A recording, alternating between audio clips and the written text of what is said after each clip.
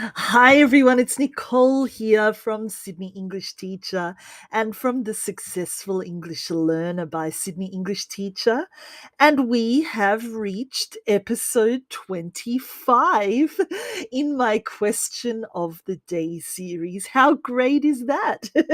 Thank you for joining me today and for the previous episodes. I really do hope that you have been finding these learning tips really helpful, valuable, enjoyable, and that by implementing them, you can already see a difference in your English language skills.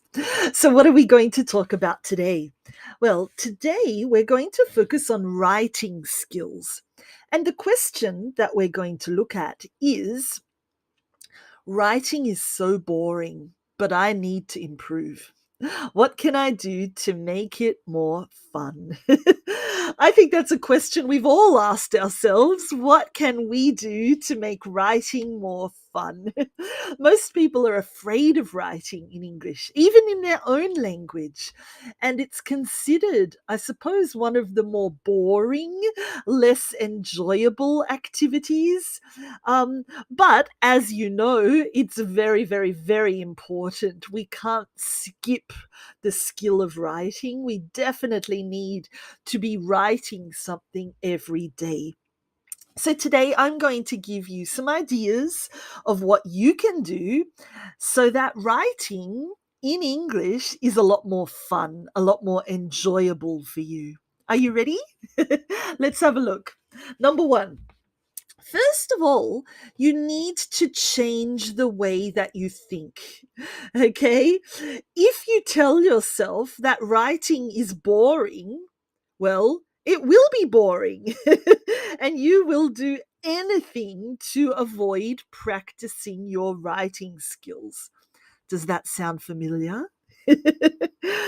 But if you start thinking differently, and you tell yourself that writing is actually fun, that writing is enjoyable in any language, then you will be much more motivated to practice, to learn, to improve. And writing will also become a lot easier for you. So change the way you think. Let's be a little bit more positive. Instead of saying that writing is boring, let's change that around and say writing's fun, writing's enjoyable. I like it. Next, don't force yourself to write, okay? It's really important that you don't say, "Oh, I have to sit down and write now." Instead, try to make writing a natural, normal part of your everyday life. You'll write and practice your writing throughout the day without even realizing it. If you write text messages in English only, if you write, your messenger replies in English only, if you write emails in English, if you even write your shopping list in English, you know, there's no need for you to really force yourself to sit down and to write. Because by doing these small things, it's already a natural, normal part of your day. And you're doing a lot more writing than you realize. Okay, so make it part of your normal day. Write things in English, take notes in English, do your shopping in English, send messages in English, and little bits of English writing practice throughout the day will be really, really beneficial for you. And much better than forcing yourself to sit down for half an hour and write something. Number three, go and find yourself a pen friend. When I was younger, before the days of the internet, um, I had pen friends all around the world. I wrote with my pen friend in France. She wrote to me in French, and I wrote to her in English. And then, as our language skills got better, she started writing to me in English, and I started replying to her in French. And that was a wonderful way to practice writing and become more confident, but also to have a bit of fun, you know? So even though we've got the internet nowadays, you can still find a person who would like to be your pen friend. You know, find someone that you'd like to stay in touch with and write emails or letters to each other. Send them back and forth. Tell each other about your day. Tell each other about your experiences, maybe about your plans, your thoughts. Because if you are writing to communicate with someone and they actually write back and have understood what you've written, well, it's a lot more enjoyable, isn't it? And I suppose it's a lot more motivating too, because you want to write to them so that you get a reply back.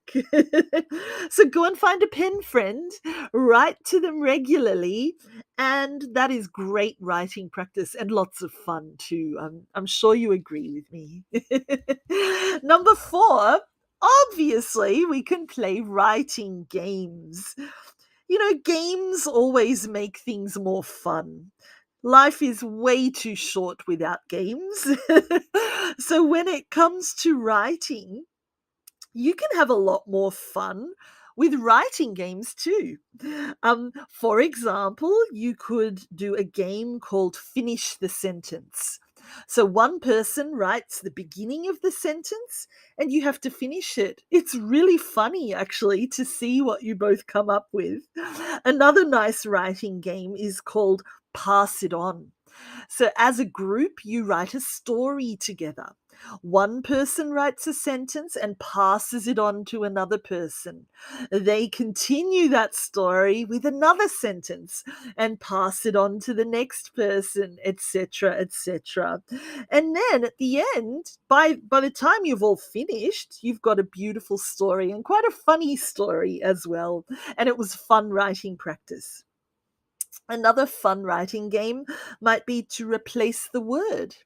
So you might open a book or a magazine and you might take a sentence from there. And your job is to replace every noun with another noun and to see what you come up with. Another way to do it would be to take a sentence and to replace every verb with another verb. It can be really funny, but it's also a great way for you to practice writing and to focus on the meaning.